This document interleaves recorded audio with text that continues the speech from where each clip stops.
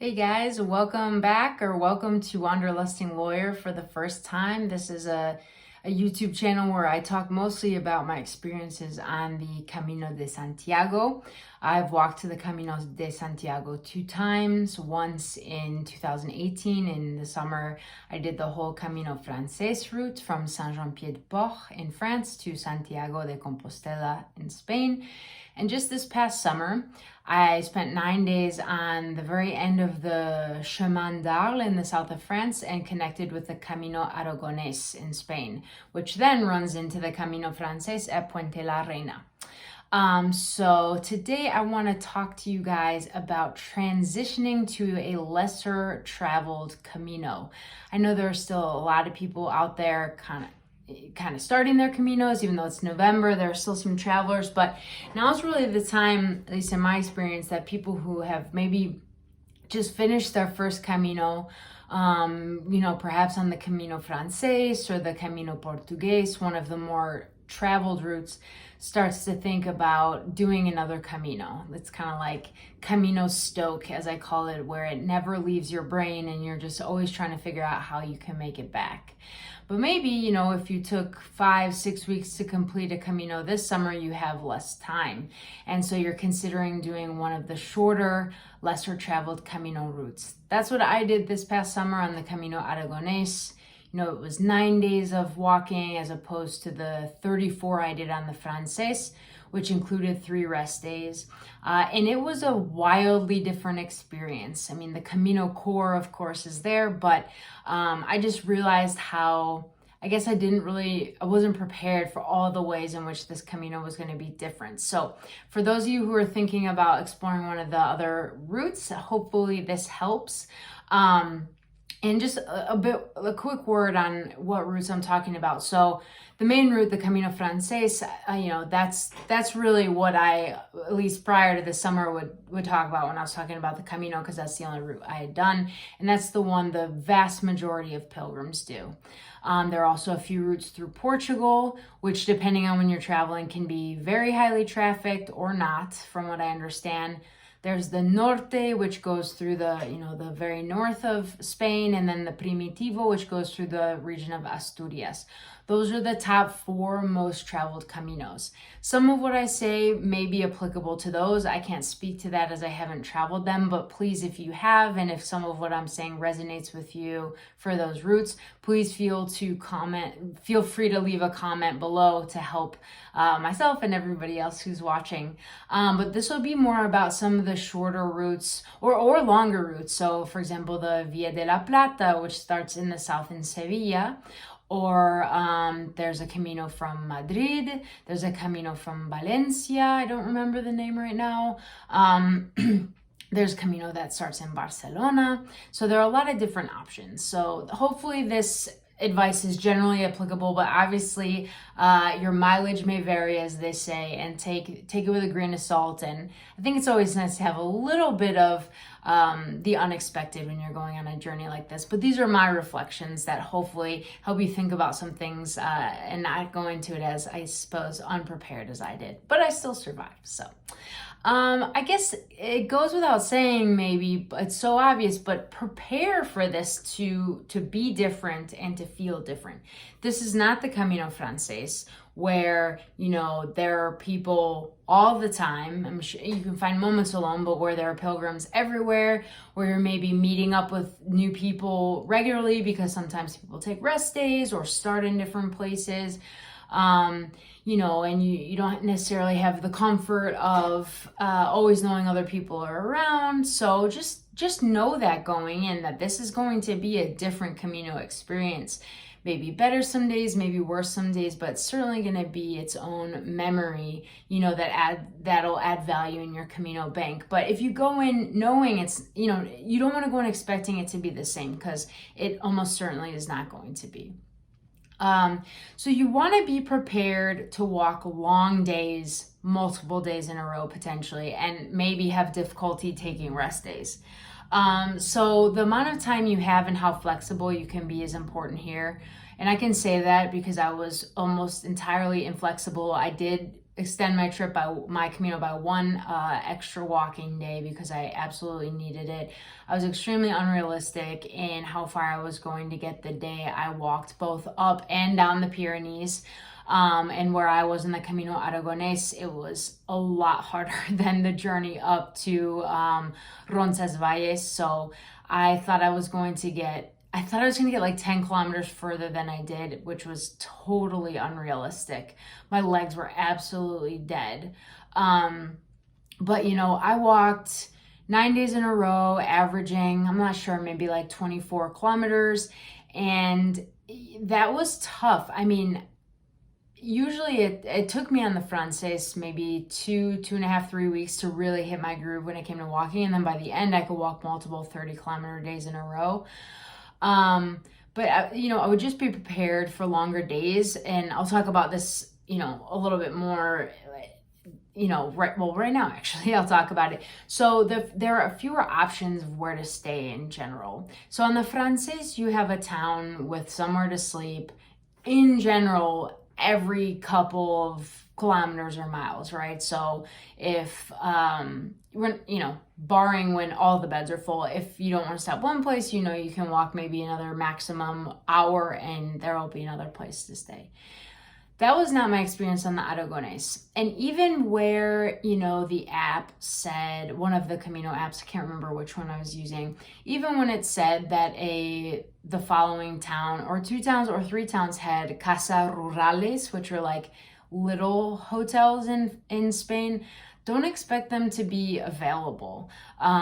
In the winter, I think a lot of them are closed. And in the summer, when I was walking, they were rented out to entire families that were on vacation. So I had no choice but to make it to the stage that had an albergue at it.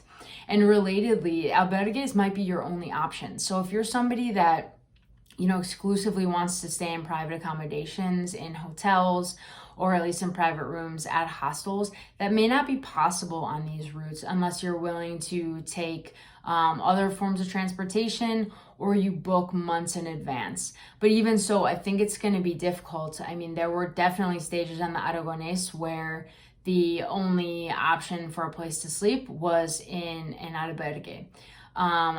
In general, I think there were options for private rooms, but not always.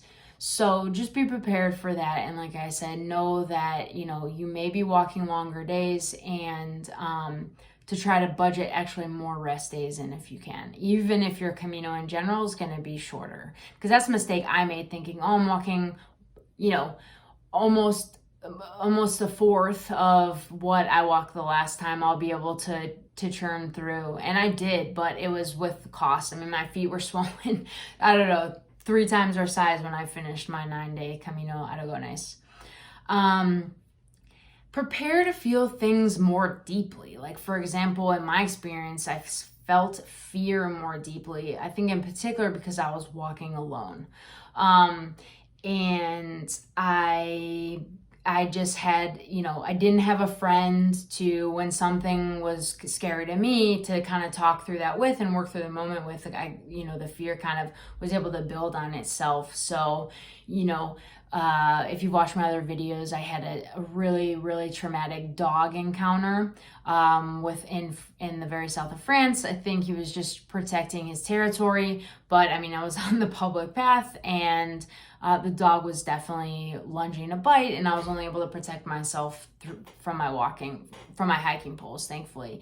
If I'd been with somebody else, I think maybe it would have still been as scary, but we could have had a strategy for a better strategy than my strategy of screaming, and luckily the owner came. But other things like, these are lesser traveled, so I never knew who, if anyone, was coming behind me. So, there were areas that were very narrow paths, steep. Climbing up the Pyrenees was, you're deep, deep in the forest. And, if something happens, and especially if you have no cell service, you don't know if somebody's coming behind you. So that definitely elevated my fear. I think it's good to experience things like that, but I just wasn't prepared for how deeply I was going to feel that. And relatedly, you know, the fear of getting lost, the moments where I thought I was perhaps lost. And the Camino Frances, you know, I would just wait to see other people. I knew that if I waited even 10, 20 minutes, if I didn't see anybody, then I was probably not going the right way.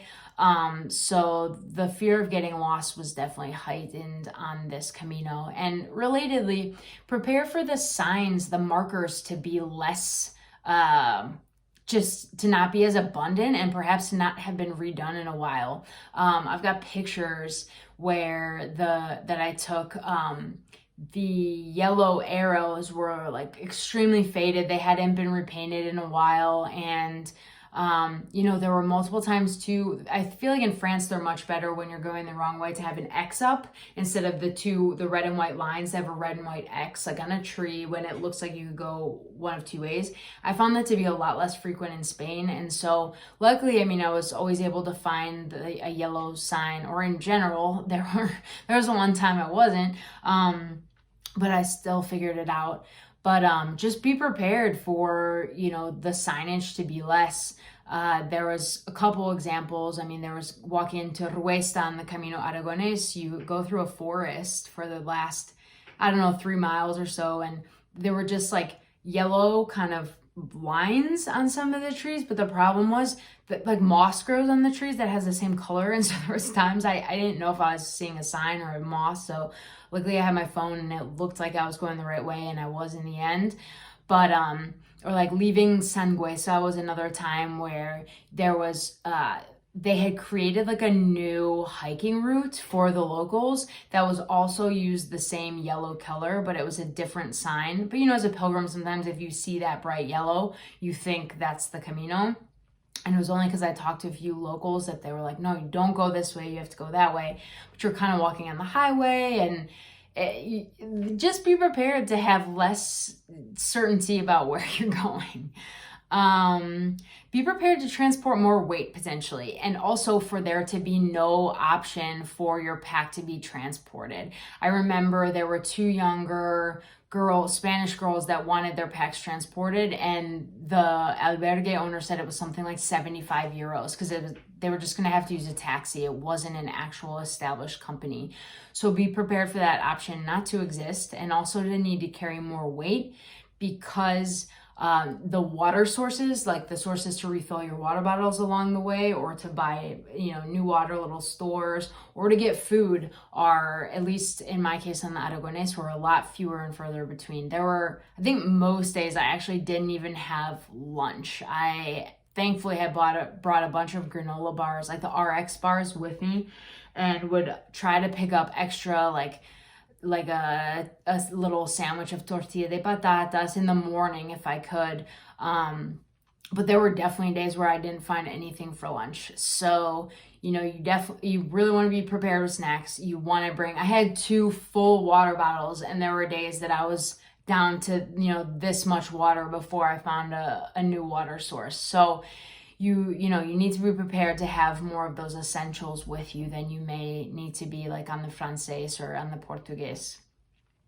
Relatedly to what I said before, I mean, so I said you might need to only stay in albergues, but if those are full, you may need to be prepared to pay more for accommodations if all that is available are the casa rurales or the hotels. But it just really depends. You have to be a little bit more flexible, I think, when it comes to accommodations. Prepare not to meet any other English-speaking pilgrims, and potentially also hosts of where you're staying. On the Aragonés that I did, I was the only native English speaker. There were 4 or 5 native French speakers, I think 4 native Spanish speakers, and myself. And a few people spoke English, but I speak French and Spanish, so I, in general, spoke with people in their languages, and then I sometimes had to translate between French and Spanish for certain people.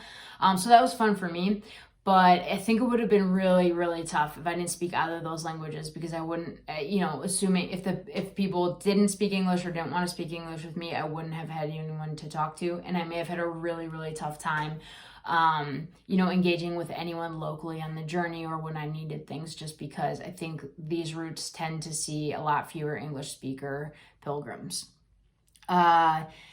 Consider wearing pants every day.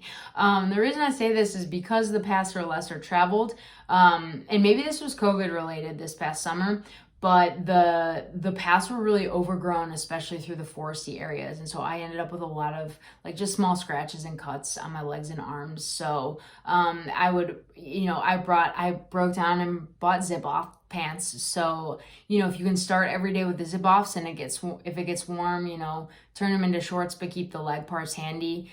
There were days I definitely regretted not wearing pants. So that's something to maybe think about even on the summer Camino.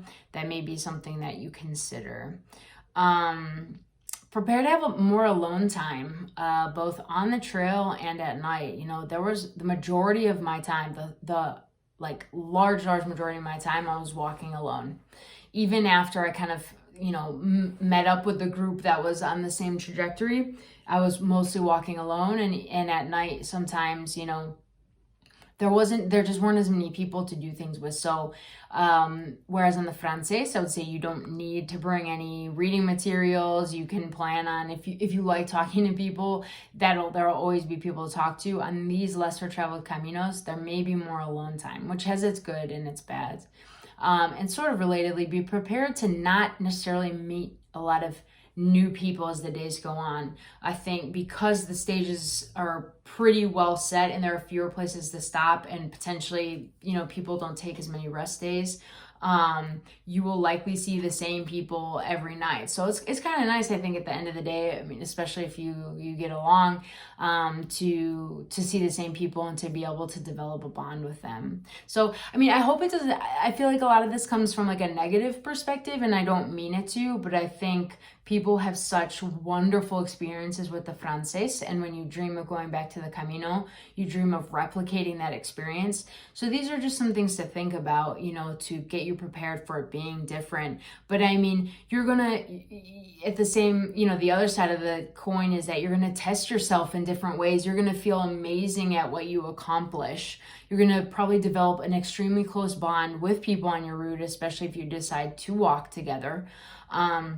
And you'll probably see things a lot, like very few non-native Spanish people have seen, or at least non-Europeans, if you're watching from a non-European country. On my route alone, I saw the Foz de Lambier, which is like almost like a mini, you feel like you're in Jurassic Park, like these huge rocks and rivers and trees.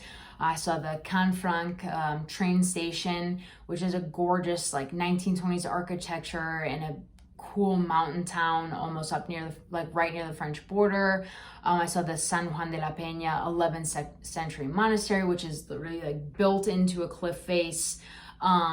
Just stuff like that I had never even heard of, and I had lived in Spain and been to Spain 20 times in my life and never heard of. So there are huge benefits to doing these lesser traveled Caminos, and I just hope this video helps you kind of think about maybe some of the differences to prepare for. And let me know if you have any questions, and if you're about to start a Camino, muy buen camino, and I'll talk to you guys soon.